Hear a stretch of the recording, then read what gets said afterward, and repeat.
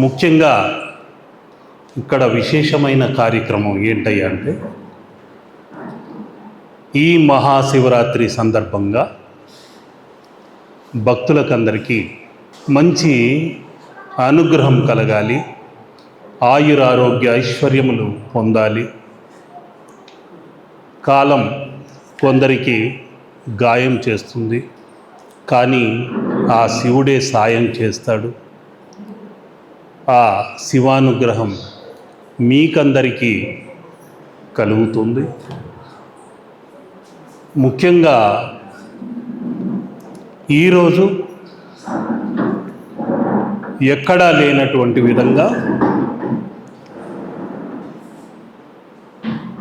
ఒక ముఖ్యమైన అష్టోత్తర శతనామావళి శివలింగములతో 108 శివలింగములతో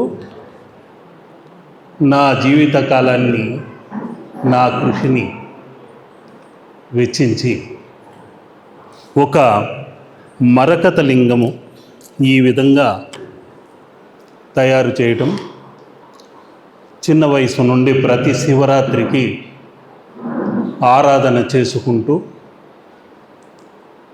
నివేదన చేసుకుంటూ, సాధన చేసుకుంటూ, యోగా ప్రక్రియ కూడా గురువుల నుండి, సిద్ధ గురువుల నుండి వారి అనుగ్రహ భాషణమే కాకుండా కొద్ది కొద్దిగా వారి సేవలో తరించి వారిచ్చిన జ్ఞానంతో ఈ సిద్ధయోగా కార్యక్రమం నిర్వహిస్తూ వస్తున్నాము.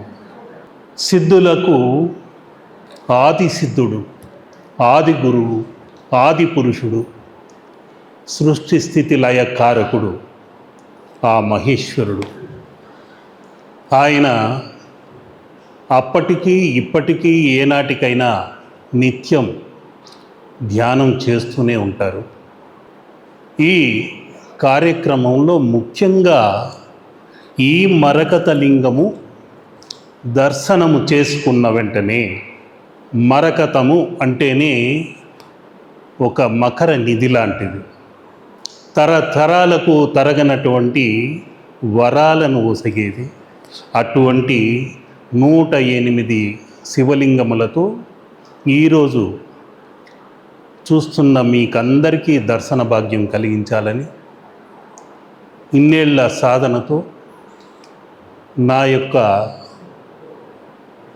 అత్యంత గోప్యంగా పూజించే ఈ 108 శివలింగ మరకత చతుర్ముఖ శివలింగాన్ని ఈరోజు మీ ముందుకు తీసుకొచ్చాను. మరొక ముఖ్యమైన విషయం ఏమంటే, జీవితంలో ప్రతి ఒక్కరికి నవగ్రహ అనుగ్రహం కావాలి. అయ్యా, నేను ఈ సమస్యలతో పోరాడి అలసిపోయాను, ఏం చేయాలో అర్థం కావటం లేదు,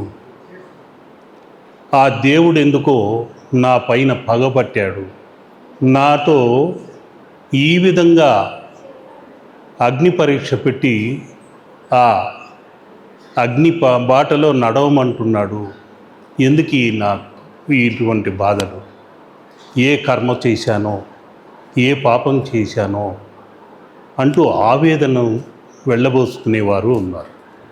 మనం ఒక్కటి ఆలోచించాలి, అటువంటి రాముడైనా కృష్ణుడైనా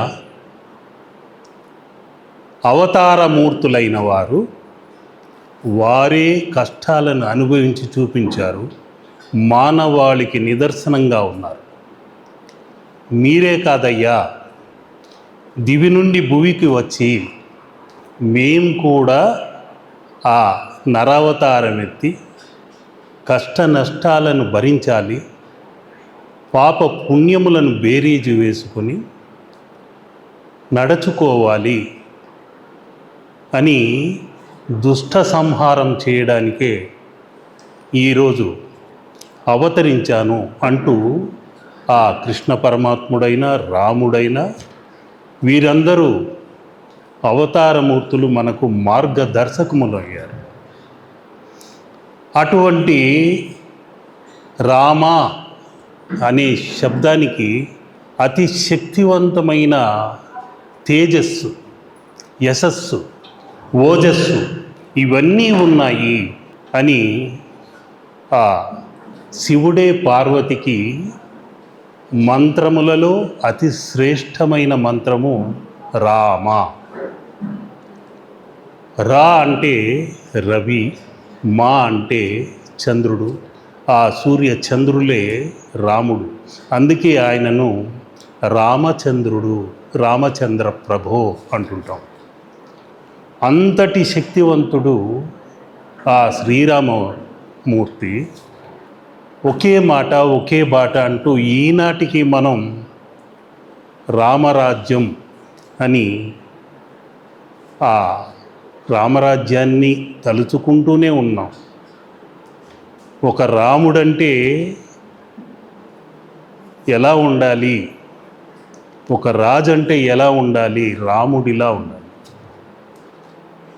ఒక భార్య అంటే ఎలా ఉండాలి, సీతమ్మ తల్లిలాగా ఉండాలి. ఓ తమ్ముడంటే ఎలా ఉండాలి, లక్ష్మణుడిలా ఉండాలి. భరత శత్రుఘ్నుల్లా ఉండాలి. బంటు అంటే ఎలా ఉండాలి, ఆ హనుమంతుడిలా ఉండాలి అనే నిదర్శనం మనకు ఆ రామాయణం తెలియజేస్తుంది. రామ అని మంత్రంలో ఎంతటి శక్తి ఉందో పార్వతికి వివరించాడట ఆ పరమేశ్వరుడు. అందుకని నారదుడు ఓసారి ఓ బోయవాడి ఆ బందిపోటు దొంగను దాటుకొని ముందుకు వెళుతుంటే బోయవాడు ఆపి,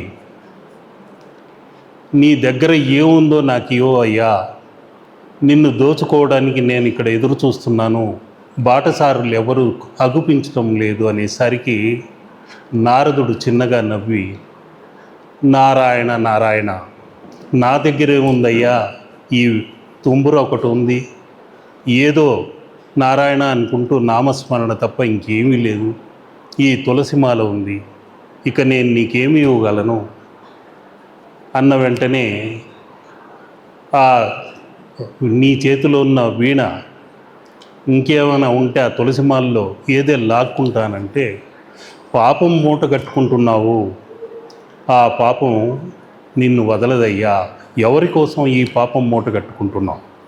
అయ్యా, నా భార్య పిల్లలను పోషించాలి, వారికి నేను ఒక గృహస్థుడిగా సాయం చెయ్యాలి, అది పాపమో పుణ్యమో, తలలు నరికైనా సరే బందిపోటుగా నేను ఇన్నాళ్ళు ఈ అడవుల్లో తిరుగుతున్నాను.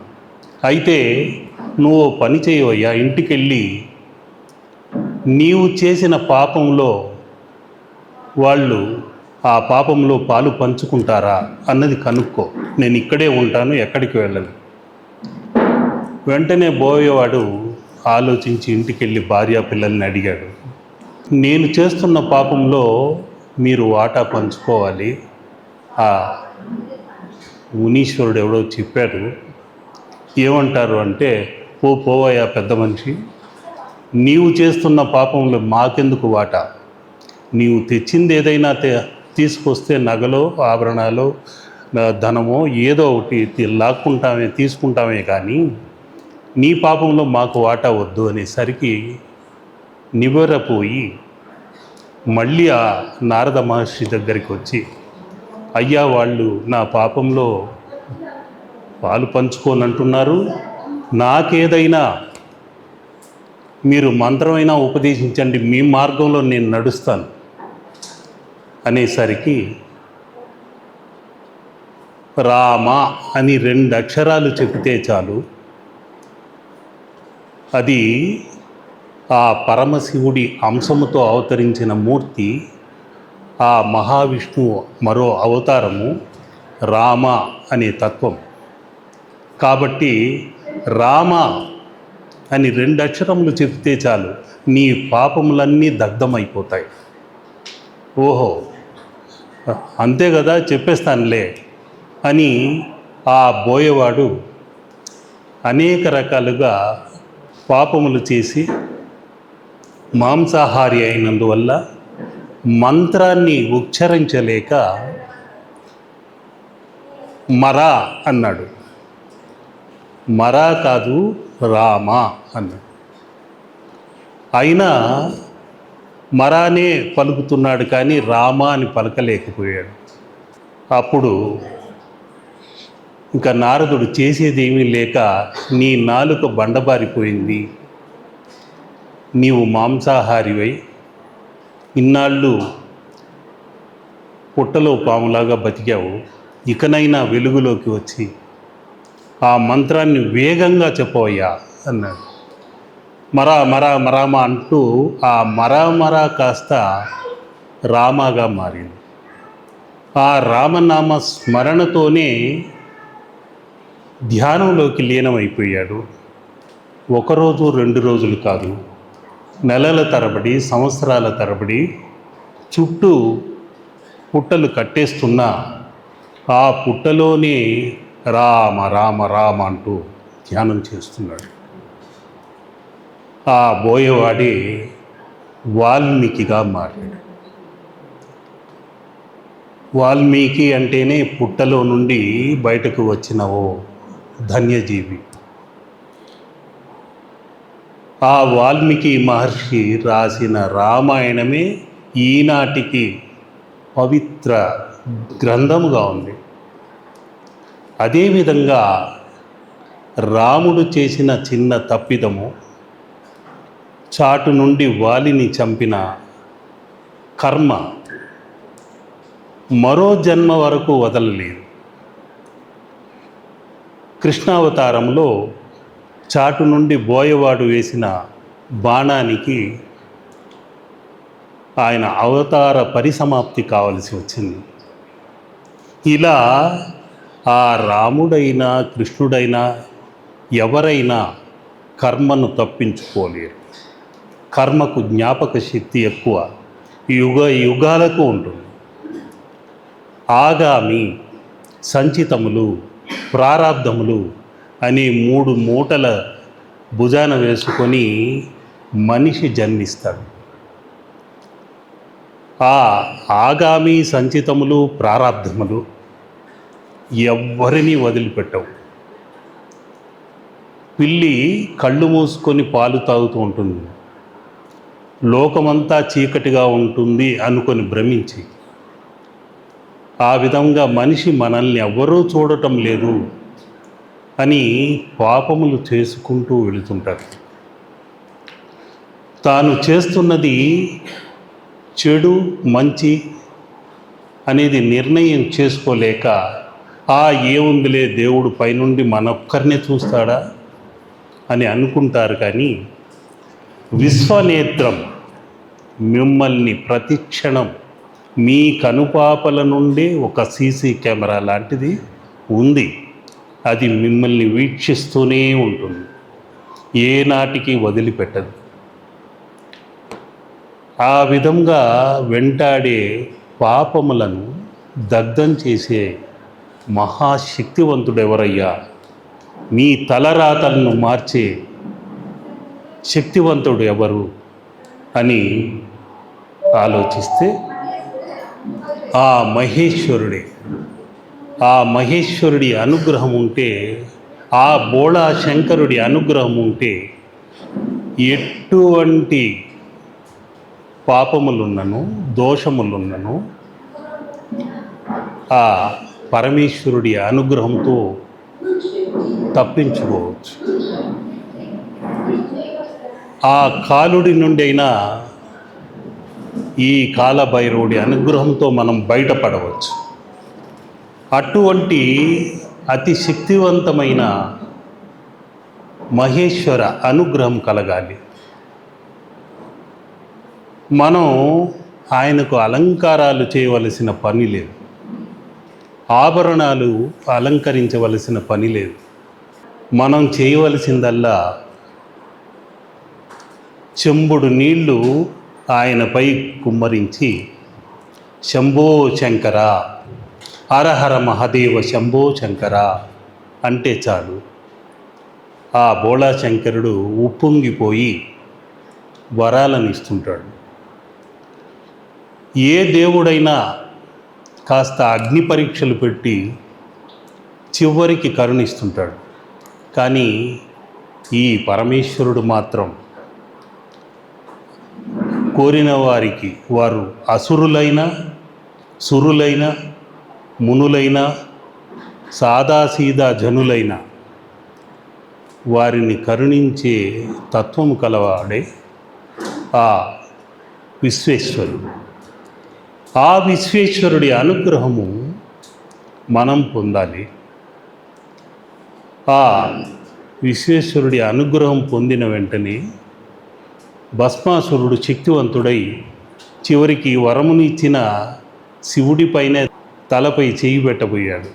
నువ్వు నాకు వరం ఇచ్చావు, నేను ఎవరి నెత్తిన చెయ్యి పెడితే వారు భస్మం అవుతారని, అదేదో నీపైనే పెట్టి నేను పరీక్షిస్తాను.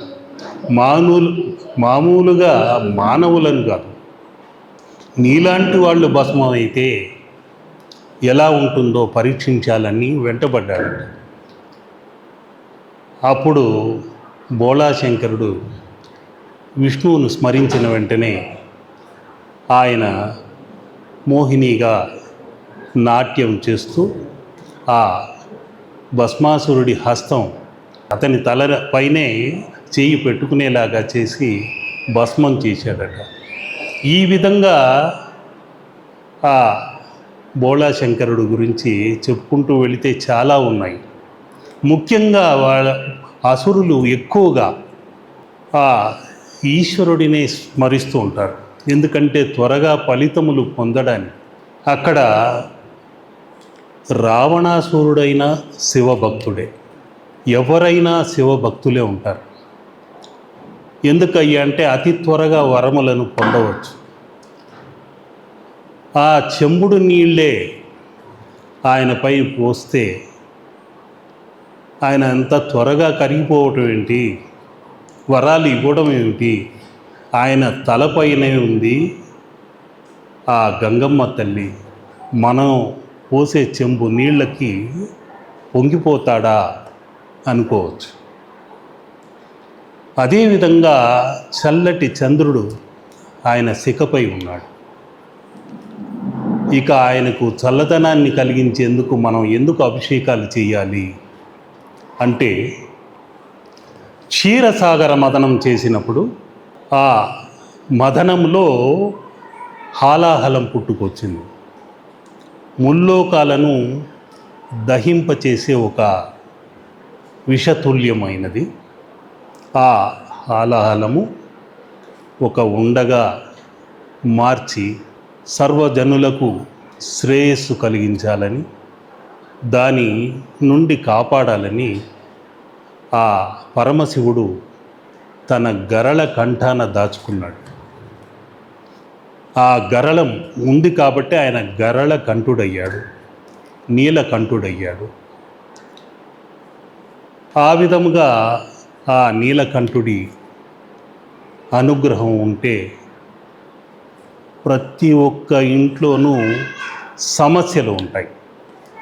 ఆ సమస్యలను గట్టెక్కడానికి మనం ఏ ఇంటికి వెళ్ళి తలుపు తట్టినా వారి కంఠంలో కూడా ఒక హాలాహలం ఉంటుంది. ప్రతి ఇంట్లోనూ సమస్యలు ఉంటాయి. కక్క లేక మింగా లేక కంఠంలోనే దాచుకొని ఉంటాయి. ఆ కర్మలు అలాగా దిగమింగుకోలేక, జీర్ణించుకోలేక ప్రతి మనిషిలో శివతత్వం కూడా ఉంటుంది. కాబట్టి ఈ మరకతలింగ దర్శనముతో మీకు అటువంటి సమస్యలన్నీ దగ్ధం కావాలని ప్రార్థిస్తూ, ఆపై ముఖ్యంగా ఇక్కడున్న అపూర్వ రుద్రాక్ష, ఏకముఖి రుద్రాక్ష దర్శనముతో మీకందరికీ ఆయురారోగ్యాలు ఆ రుద్రుడు అనుగ్రహించాలని కోరుకుంటున్నాను. ఇక ఇక్కడున్న నవరత్న శివలింగములు, ఈ శివలింగములన్నీ నవగ్రహ అనుగ్రహములను మీకు అందచేసేది. కొందరికి రాహుకేతు బాధలు ఉంటాయి, కాలసర్ప దోషములు ఉంటాయి. అందువలన వాళ్ళు ఏంటంటే భార్యాభర్తలు విడిపోవటము, సంతానము లేకుండా ఉండటము, రోజు ఒక ఇంట్లో రణరంగంగా ఓ నాటక రంగంగా మారిపోయి నటించటం, లోపల ఒకరినొకరు ద్వేషించుకుంటూ ప్రేమ లేకుండా ఉండటం, ఇవన్నీ గ్రహ బాధలు. ఆ ఛాయా దోషములు ఒక ఛాయలో, రాహు ఛాయలో ఉండిపోతారు. ఆ మాయలో ఉండిపోవడం జరుగుతుంది. అహం అనేది వారికి అడ్డొస్తుంది. విడాకుల వరకు వెళ్ళవలసి వస్తుంది. సంతానం ఉన్నా ఆ సంతానం సరైన మార్గం లేక దొరకక వ్యసనాలకు బానిసలవుతుంటారు. అదేవిధంగా అన్నీ బాగున్నా ధనం లేక, ధనం అనే ఇంధనం ఉంటేనే ఈ జీవిత వాహనం పయనిస్తుంది. ప్రతి ఒక్కరూ ధనం కోసం నిద్రలేచిన వెంటనే పరుగులు తీస్తూనే ఉంటారు. ఆ ధనం అంతటి శక్తివంతమైంది. ఆ డబ్బు అనే జబ్బు ప్రతి ఒక్కరిని వెంటాడుతూ ఉంటుంది. ఆ ధనం కోసం కొందరు ఎంత నీచానికైనా ఒడిగడుతుంటారు. అటువంటిది లేకుండా ఆ ధన ప్రవాహం మనకు అందాలంటే బుధ అనుగ్రహం కావాలి. అందుకని ఆ మరకత లింగం ఆరాధన చేసుకుంటే మంచిది. ఆ తర్వాత కొందరికి ధనము, భార్య, పిల్లలు అందరూ బాగున్నారు, కానీ సమాజంలో నేను ఒక గొప్ప వ్యక్తిగా రాణించాలి, కీర్తి ప్రతిష్టలు రావాలి. దానికి ఏం చేయాలి? సూర్యబలం బాగుండాలి. ఆ సూర్యుడి తేజస్సు ఉంటేనే ఒక నాయకుడుగా, ఒక టీం లీడర్గా ఉండడం జరుగుతుంది. అటువంటి వాటి కోసమే హ్రం సూర్యనారాయణాయ నమః, హ్రీం ఆదిత్యాయ నమః, హ్రూం భగాయ నమః, ఈ విధంగా మంత్రములను ఆ సూర్య బీజాక్షరములతో, ఈ సూర్య ముద్రతో చేయడం వలన వారికి సూర్య అనుగ్రహముతో ఆయురారోగ్య భోగ భాగ్యములు తప్పకుండా అంది తీరుతాయి. ఇక అతి ముఖ్యమైనది, ధనం ఉంది, తేజస్సు, కీర్తి అన్నీ ఉన్నాయి, సంతానం బాగుంది, భార్య అందరూ మంచిగానే ఉన్నారు, కానీ వారు నోరు తెరిచిన వెంటనే వారి విజ్ఞానం ఏమిటో, జ్ఞానియా అజ్ఞానియా అన్నది బయటపడుతుంది. నోరు మంచిదైతే ఊరంతా మంచిదనేది ఒకటి మనం గుర్తుంచుకోవాలి. పూర్వం పెద్దలు అనేవారు, నోరు మంచిదైతే ఊరంతా మంచిదయ్యాలి. అందుకని పండితులు జిహ్వాగ్రే వసతి లక్ష్మి, జిహ్వేన నసాధ్యతే బంధుమిత్ర శత్రువు అన్నారు. జిహ్వ అగ్రమున అంటే నాలుక పైనే లక్ష్మి నివసిస్తుందట. జిహ్వేన నసాధ్యతే, నీ నోటి వలన సాధ్యం కానిది లేదు. బంధుమిత్ర శత్రువు అన్నారు. బంధువులు, మిత్రులు, శత్రువులు కారు అని. ఆ విధంగా కాకుండా ఉండాలి.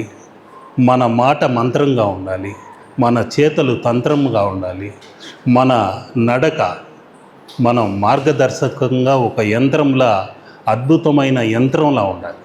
యంత్రాలు కొన్ని పాడైపోయి రకరకాల శబ్దాలతో, ధ్వనులతో ఇబ్బందులు కలిగిస్తుంటాయి. ఆ యంత్రతత్వంతో కాకుండా మననం చేసుకుంటూ ఆ శివనామ స్మరణను మనం జపిస్తూ ఆ నామస్మరణతో మనం ఆరాధన చేసుకోవాలి.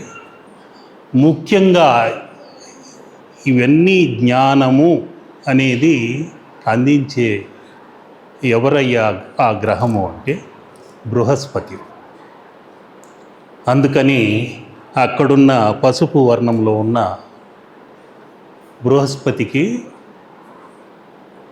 కారణమైన ఒక శివలింగము, పుష్యరాగము ధరించటము, అటువంటి శివలింగ ఆరాధన చేసుకోవటము, ఎటువంటి చదువులో దద్దమ్మలైన బుద్ధిమంతులుగా మారుతారు.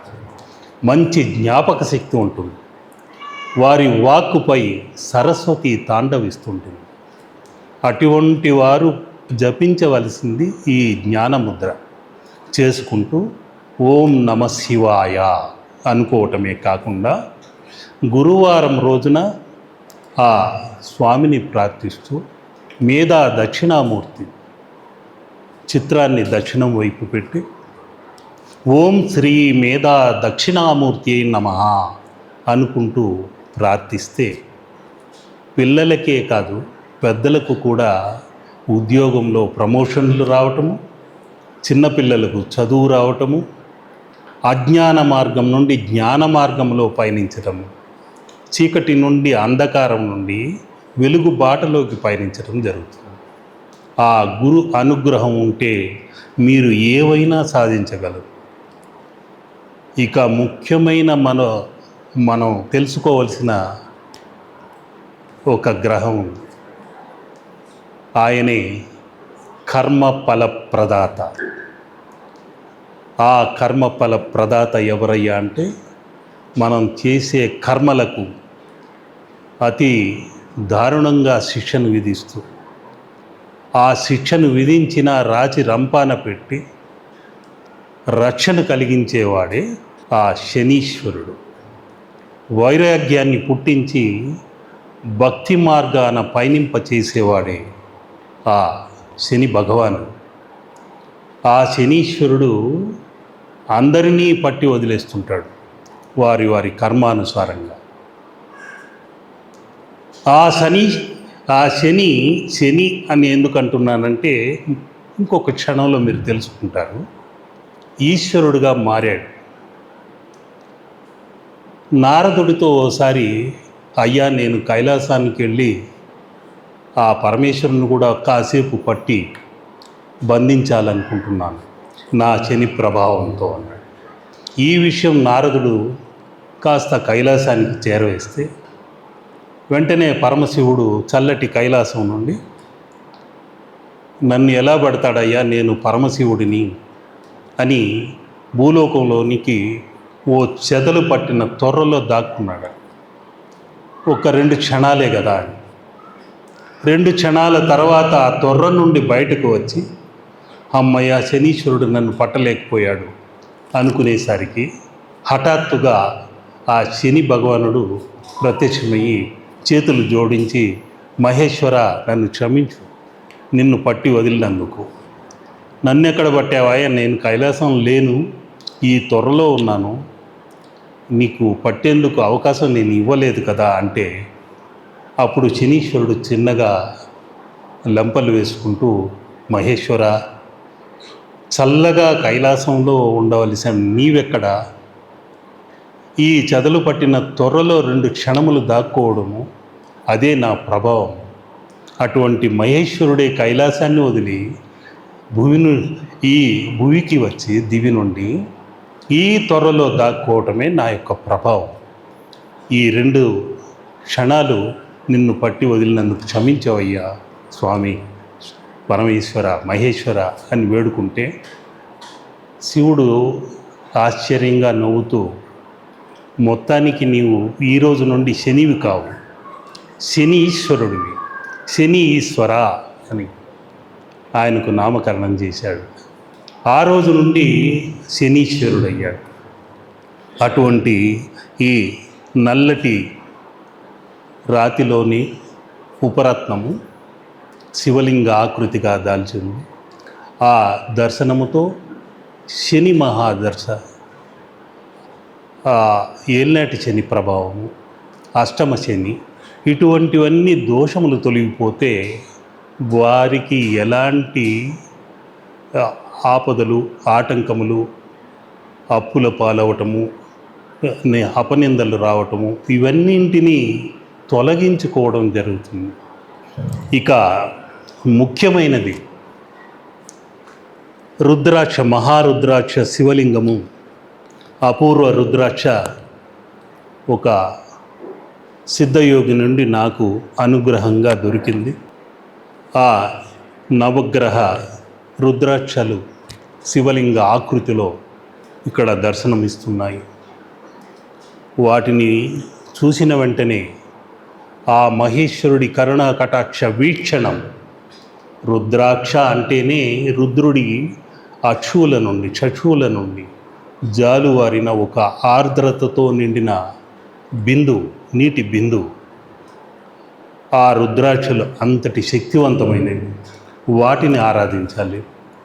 ఆ రుద్రాక్షలను ఈ విధంగా శివలింగ ఆకృతిలో తీర్చిదిద్ది ఈరోజు మీకందరికీ ఆ దర్శన భాగ్యం కలిగిస్తున్నాను. చూస్తున్న మీకందరికీ ఆయురారోగ్యాలు కలగాలని కోరుకుంటున్నాను. ఆడేది, ఆడించేది, పాలించేది, లాలించేది అంతా ఆ శివుడే. కొందరు శివ అంటుంటారు. శివ అంటే శివుడే. శివ అంటే ఆ దీర్ఘం, ఆ అకారం ఉంది కదా, శివ అంటే శివ నుండి ఇంకొక ఆకారం అనే అకారమే ఆదిశక్తి, అమ్మవారు. ఆ శివుడిలో సగభాగం అమ్మవారే ఉంది. ఆ అమ్మ విష్ణు అయిన వక్షస్థలంలో అమ్మను, లక్ష్మిని ప్రతిష్ఠ చేసుకున్నాడు శ్రీవత్సలుగా.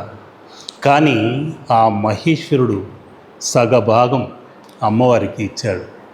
అందుకని ఆయనను దక్షిణామూర్తి, దక్షిణము వైపు ఆయనకు అమూర్తి, మూర్తి లేనివాడు.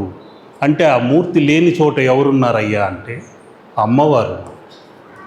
ఆ ఇరువురి అనుగ్రహము మీకందరికీ ఈ శివరాత్రి రోజున అందాలి అని కోరుకుంటూ, ఓం శ్రీ మేధా దక్షిణామూర్తి అయి నమః అని ఒక్కసారి అందరూ బలంగా చెప్పండి.